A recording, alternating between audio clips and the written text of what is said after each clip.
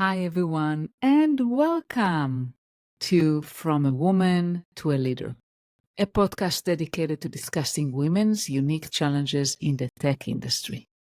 I'm your host, Limor Bergman-Bros, and I'm super excited for this episode, which is the first interview episode of Season 3.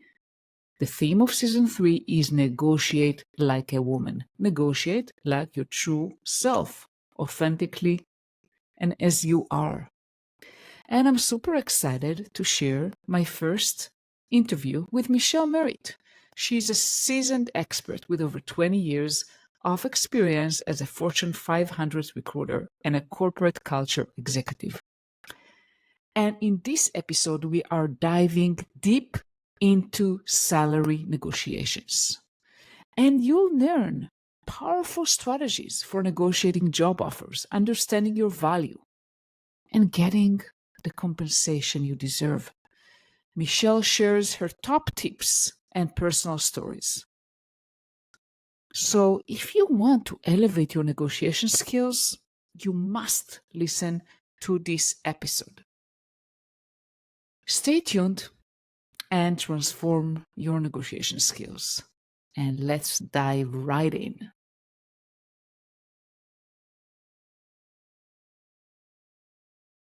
Hi, Michelle. Welcome. Thank you so much for joining me this morning. Thank you for having me. I'm excited to chat with you. Me too. I am so excited to talk to you because we're going to talk about negotiations. And this is a topic that is very near and dear to my heart. Mine too. Mine too. Yeah. And you are an expert, and we want to help. We want to help women get better at negotiating. So maybe start talking about how you learned to negotiate. Yeah. So, I always say that no one's a born negotiator, right? Now, my mother might tell you differently about me, but in truth, none of us are born to negotiate. It's nerve-wracking and uncomfortable for all of us, right?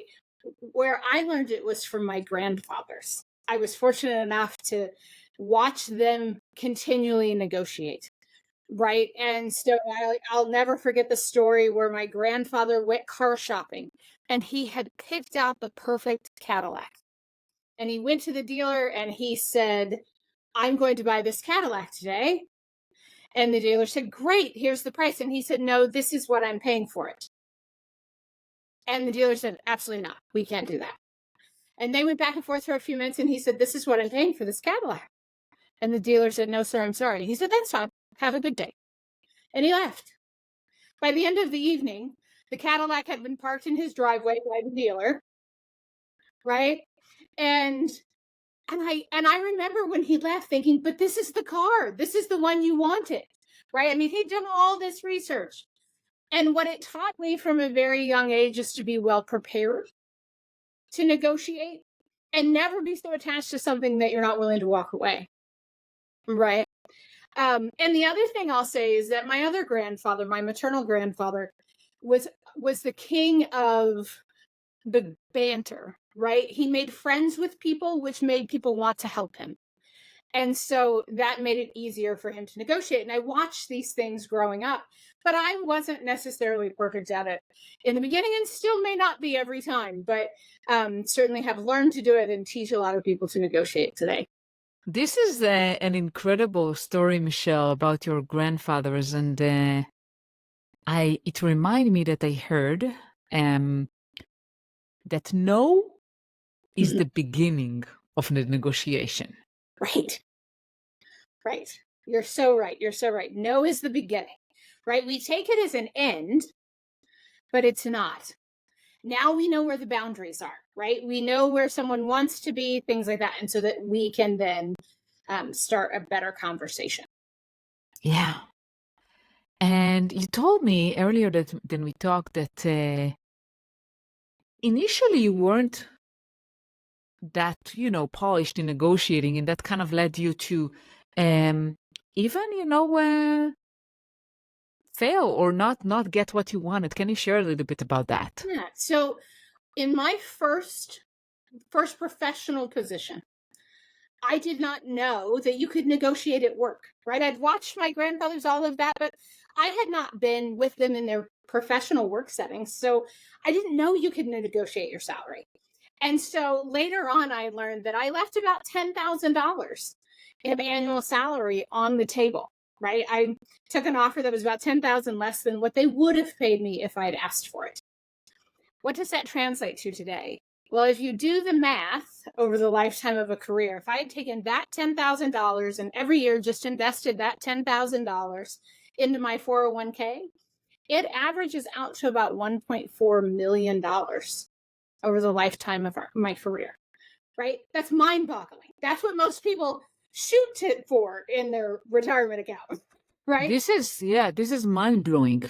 Right. And so even as young women, and we see more young women today willing to negotiate than when in my Gen X generation, when we were first coming up. But it is true that we want the opportunity to negotiate today. And so in doing so, we ensure financial success, because think about it, your next opportunity, your next raise is a percentage of your current salary, more than likely. So we want to make sure that you're getting as much in that base salary as possible and asking for what you've candidly earned. Yes, and I can share that managing people for so long, when your base start low, it's really difficult for a manager to compensate that later on, because companies usually they have like the rates where they increase salaries. So they have like a band between, okay, 3%, it's the average, maybe 5% is, good, and 10% is great. So there's a limit to how much you can fix it later, Right. without needing to leave, right, and go to another job. Right. And if you do leave here in the States, there are about 22 states or municipalities now that cannot ask your current salary, right? We're made slowly but surely, it's becoming illegal throughout the US to ask what your current salary is. There's a great website called HR Dive, and you can search HR Dive and it will give you the list of states and municipalities that have outlawed asking about your current salary for this reason, because we want people to be rewarded for the position when they go to a new company based on what the position pays, not based on what they were making before. Yeah, and this is a very important information, Michelle. Thank you so much for sharing. I will look at that website later and I'll put it in the show notes. Definitely know that it may be illegal. And even if it is legal, you don't have to share, Correct. So let's talk about strategies, because you worked as a recruiter and you told me that you negotiated all the time for behalf of your clients. So let's talk about your experience helping clients. So the best thing I was taught as a recruiter is to understand your automatic yes and your automatic no, right? So what does that look like? The automatic yes is, while we wouldn't advise it, you could accept an offer at face value, right? You wouldn't have to negotiate. You wouldn't have to check in with loved ones or significant others at home. You could just automatically say yes if it met this threshold. And that threshold varies for each person. The automatic no is, it doesn't matter how much I like you. It doesn't matter how excited I am about the position. If it's below this threshold, it can't happen, right? And so what makes up those automatic yeses and automatic nos? That's the thing we have to get to, right? For many people, it's salary, but for a lot of people, it's more than salary. It's bonus potential. It's how the bonus is determined. It's one thing to say, oh, Michelle, you have a 50% bonus opportunity here. But if the KPIs or the goals are set in such a way that they're insurmountable, it's not really a 50% bonus opportunity. So knowing how the bonus is determined and who decides it. Is it subjective? Is it objective? Are there specific goals you have to meet for part of it? And is it just a matter of whether or not your boss likes you for the other part, right? It's vacation, it's flexibility. We, especially among women, and now more so with men too, we're seeing a desire for flexibility, whether that's going into the office, whether that's the time worked, whether it's time in and away from the office, things like that, because we're so connected today that most of us are working even when we're not working. So having that flexibility to go to your child's wrestling meet at 4:00, but still take a call if necessary, is becoming more and more important as we seek balance. So then it's things like retirement planning, insurance benefits. What's the cost of your insurance benefits? I had a client a couple of years ago who was offered her dream job, and she was so excited, but the one thing she didn't check into was the cost of her new insurance versus her old insurance. The new insurance was about the same price, but the deductibles were much higher, and they were a family with young children, so they used their insurance regularly. That promotion, in air quotes, became about a $10,000 loss at the end of the first year because they hadn't quite done the math. So it's starting to really understand all of those pieces and then negotiating and identifying what's important in those. Yeah, and you raise a very, very valid point, Michelle. It's about, first of all, understanding that when you negotiate, it's not just about the base salary. There are so many other components. Some companies offer sign-up bonuses. Mm-hmm. And on top of that, they may have regular annual bonuses. Mm-hmm. And some company offer equity. And some companies offer, as you said, like all the companies usually offer health insurance, but it varies. It can vary dramatically. And 401k also can vary. How much the company is contributing to your 401k. Mm-hmm.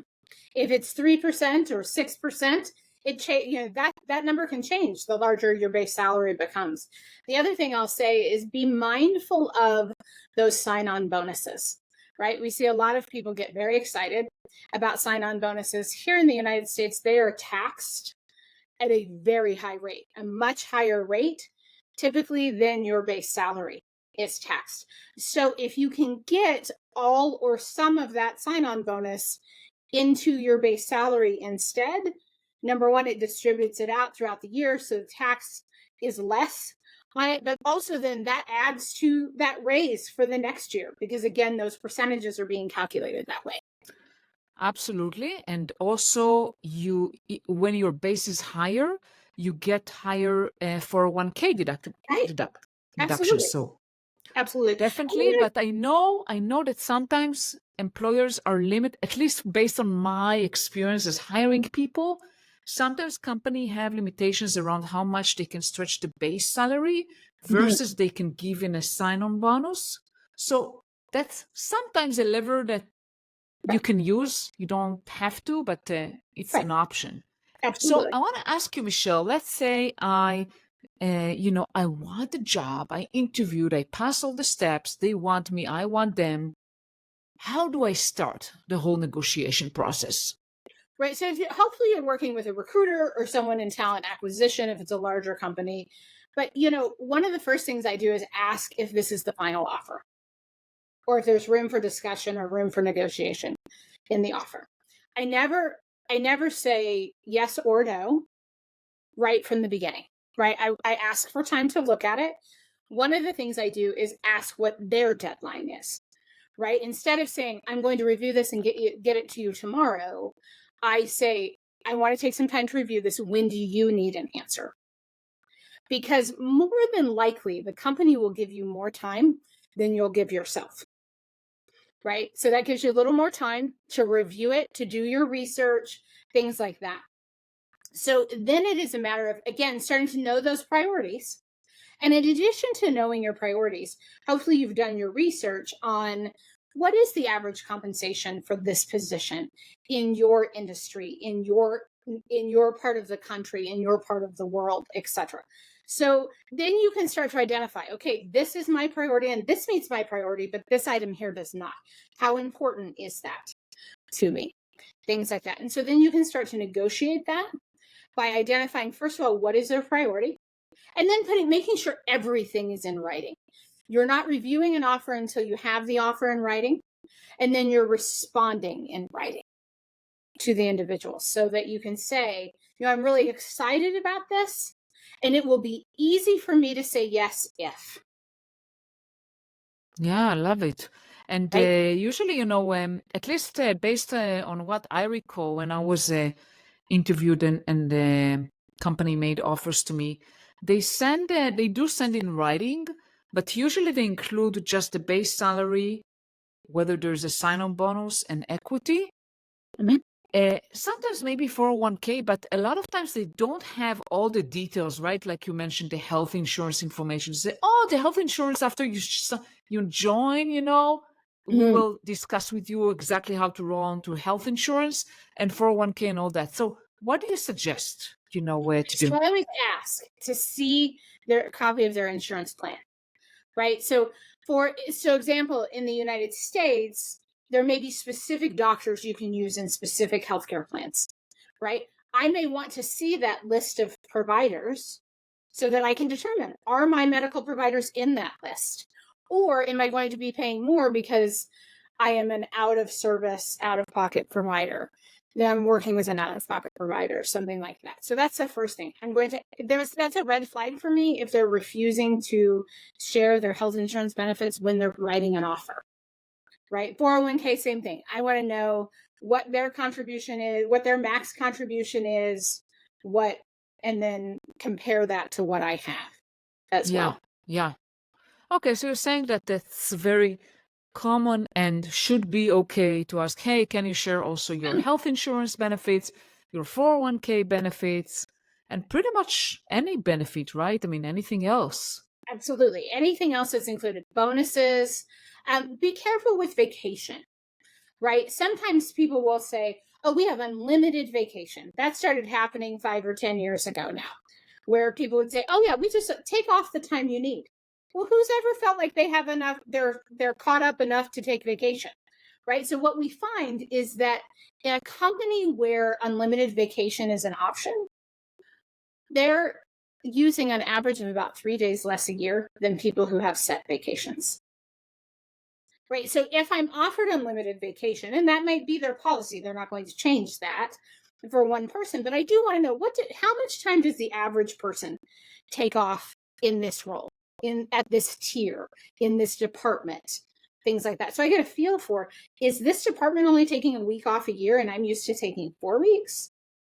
Or is it going to be frowned upon if I take off more time? Things like that, because that can make up a big difference in how we work.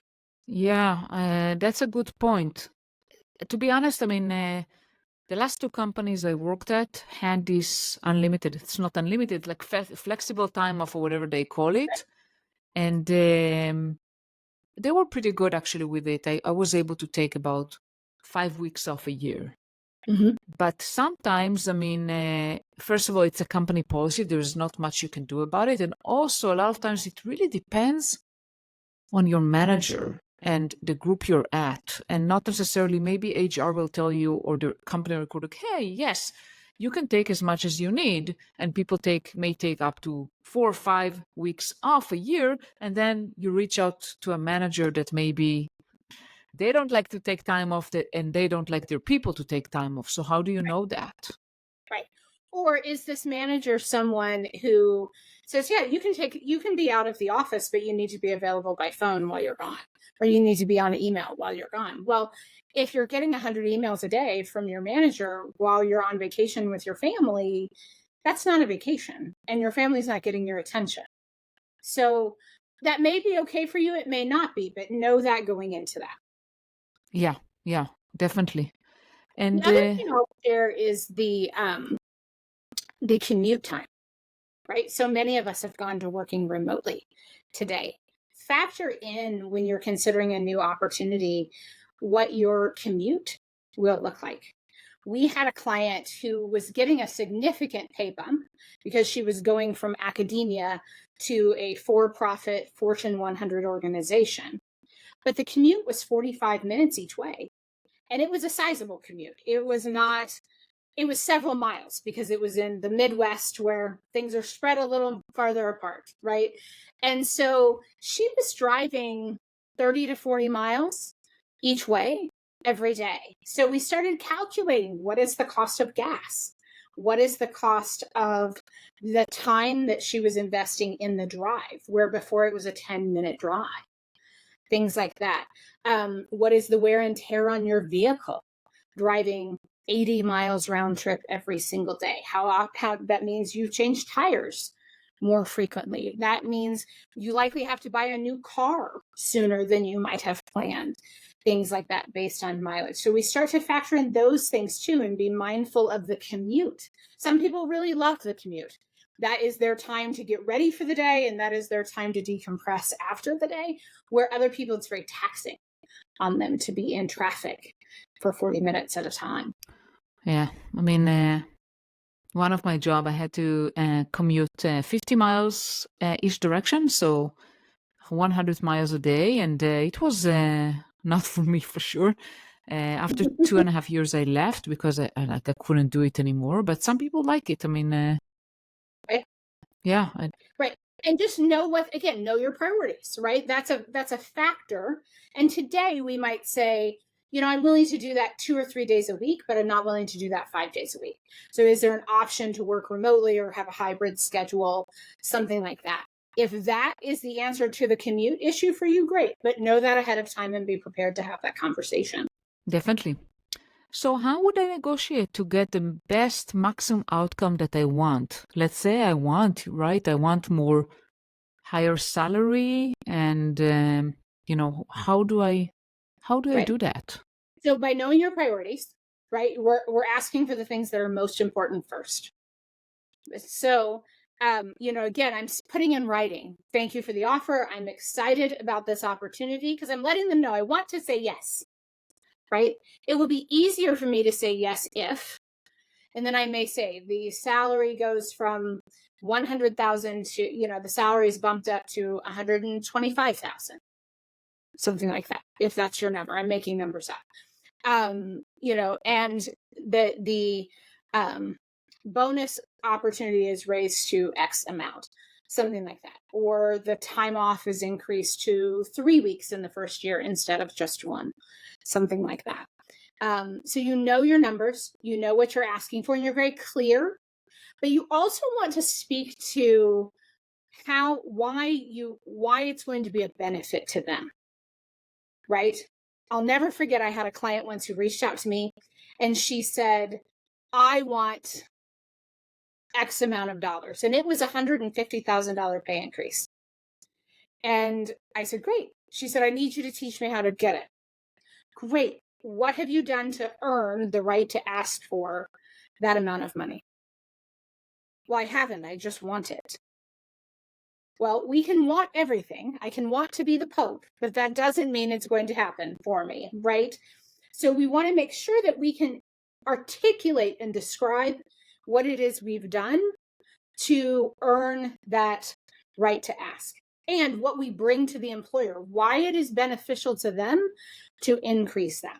So after I'm laying out the things that I need, I'm saying, I am confident that my skills, X, Y, and Z, will increase the value, will increase X company's value over the course of my first year. And I look forward to,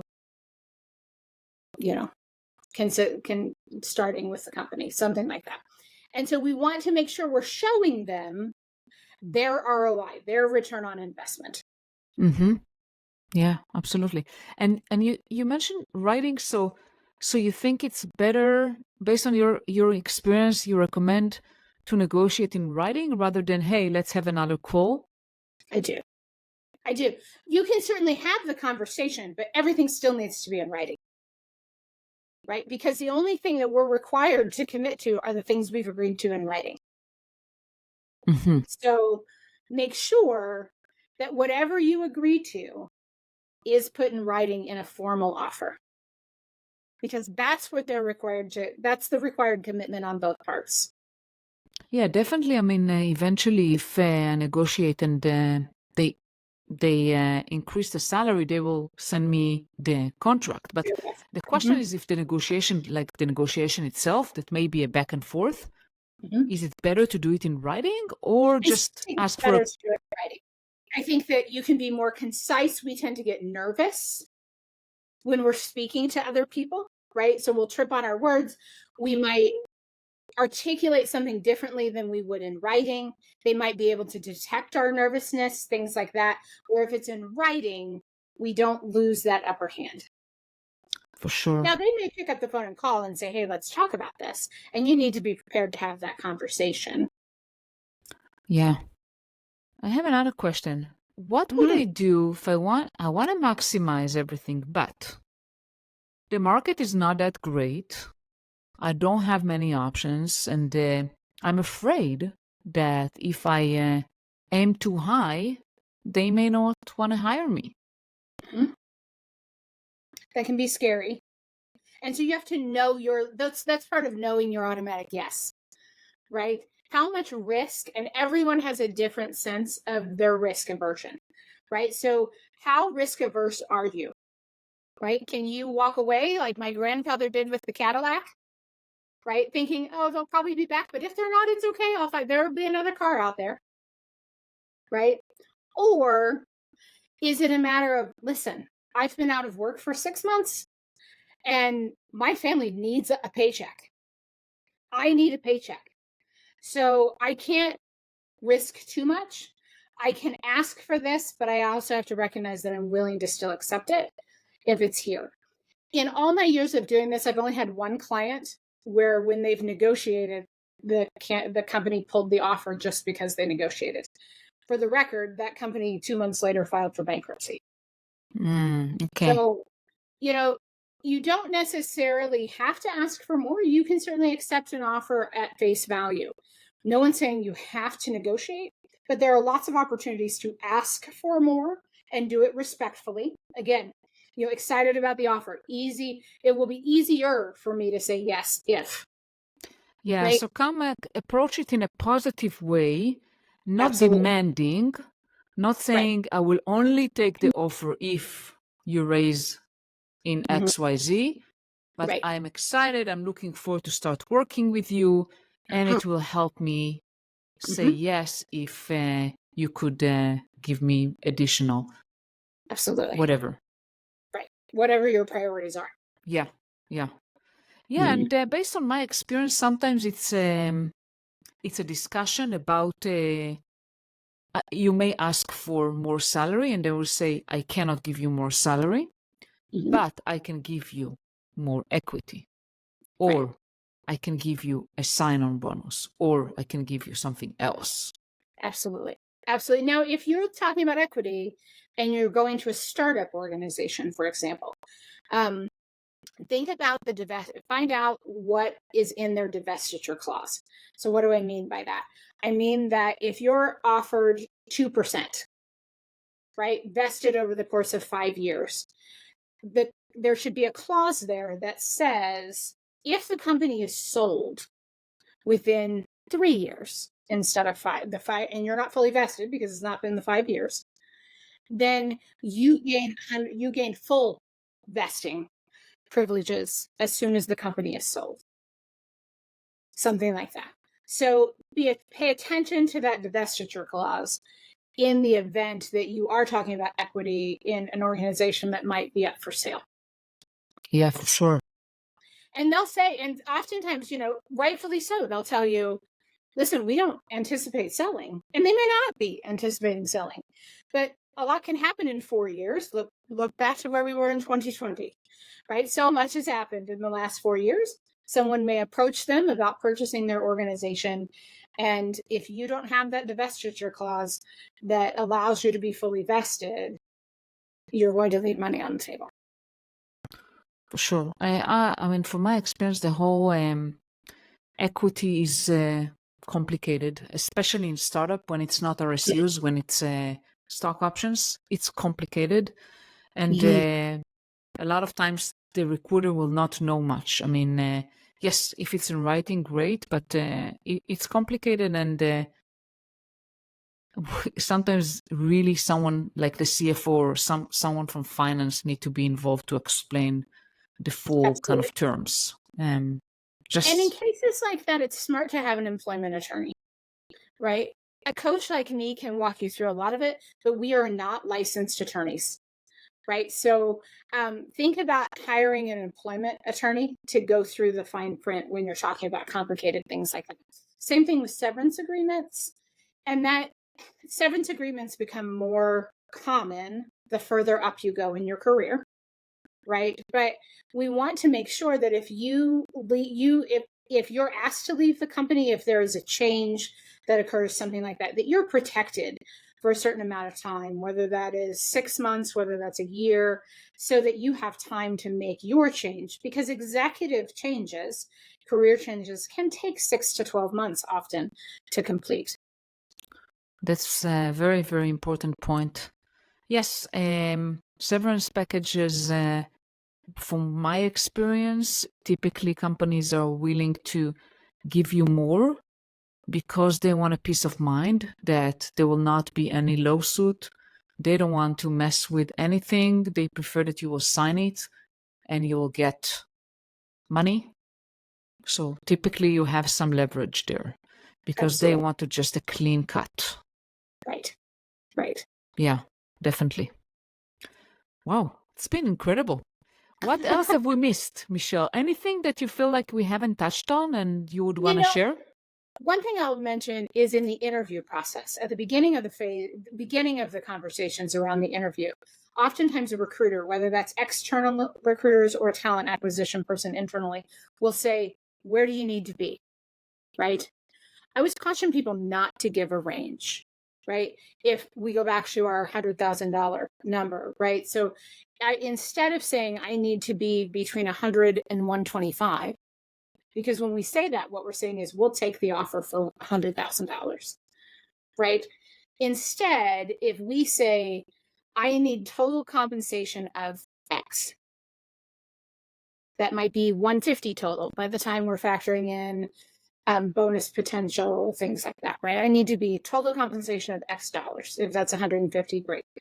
I'm open to how that's made up. And we can talk about that. Or what I'll often ask people to do is, when asked for what your salary requirements are, instead of answering that question, I will answer with a question by saying, can you tell me what the range is? And I'll be truthful with you as to whether or not I can make that work. That's a great strategy. So, instead of saying my range is between 100 and 125, perhaps, the recruiter says, well, we're at 120 to 130 for this position. My response is going to be, great. I can make that work. Know that I'm going to be on the top end of that salary range. Yes, and I don't know, Michelle, I don't know how many recruiters will want to share that range. Maybe, I don't know. But I know that they ask for it because they don't want to waste time interviewing someone that eventually, after the whole interviewing process, will ask a salary that they cannot give. Right. And no recruiter wants that because they're being paid by the employer when the deal is closed, right? So we all want this to come to fruition. So the more you can be transparent while still protecting yourself, the better. So asking them for their range and then being truthful. And, listen, if they say 120 to 130 and your minimum salary requirement is 140, then you can say, I'm a little bit above that. Is there room there? Is there flexibility in that number or not? And then they may say, well, where do you need to be? Well, I need to be at 140. Yeah, and I think that the total compensation strategy is great because it also gives you a lot of flexibility. So you're not locking in yourself to a specific number and you're saying, hey, I'm open to discuss how that's going to be divided. So that's always good because it opens the negotiation and not close it. Right. And remember, that bonus number, you need to understand how it's paid. Right? Because again, I can tell you there's 100% bonus, but if that is based on whether or not my boss likes me, I may not be getting that $100,000 at the end of the year. Yeah, from my experience, typically they say something like it depends on the company performance. And this is kind of vague because I cannot control that. And it's basically not making any promises to you. So what I ask for when that happens is the 5-year average bonus payout for the company. So has the company met its goals for the last 5 years? As well as what has the prior person in this position achieved? Have they received their full bonus over the last 5 years, or other people in this tier, right? Sometimes it's the whole tier gets a certain bonus, right? So what has been the average bonus payout for the last 5 years? If your bonus potential is 50% and the average bonus payout has been 20% over the last 5 years, then I'm only banking on 20%. Right. And I go 5 years back because that's pre-COVID. And pre-pandemic, life was much different. And the pandemic hit every single company, right? In some way, some for the better, some for the worse. But we want to find the outliers there and find our average over the last 5 years. Definitely. Wow, this has been incredible, Michelle. Thank you so much for having me. For sharing so many tips. And now, before we leave, I want to ask you, how can people find you? Yes, so you can find us on our website, dscareermanagement.com. You can also connect with me on LinkedIn. I have a very active LinkedIn presence. It's just LinkedIn/IN/Michelle Merritt. So those are the easiest ways to find me. I'm on LinkedIn regularly. And again, our website's really active too. So you can find me either way.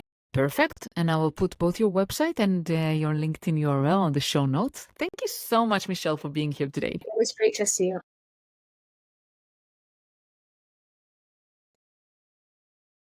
Thank you so much for listening for another episode of From a Woman to a Leader. I hope you enjoyed my conversation with Michelle Merritt and all the tips she gave about negotiating your job offers. What's coming up next week? Next week, I have a special guest. I'm sitting down with Samantha Kuzuk, and she is the founder of the Manuscript Journal. And she's a motivational speaker, and we're going to talk on a different angle of negotiations. We're going to talk about why self-worth is so crucial for successful negotiation.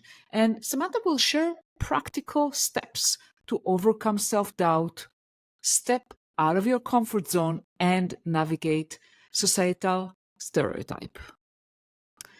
If you're ready to take your negotiation skills to the next level and build the confidence that you need to succeed, please subscribe to the podcast. You never want to miss another episode. And we're going to dive deep into negotiations, and I'm so excited. Stay tuned, and I'll see you next week.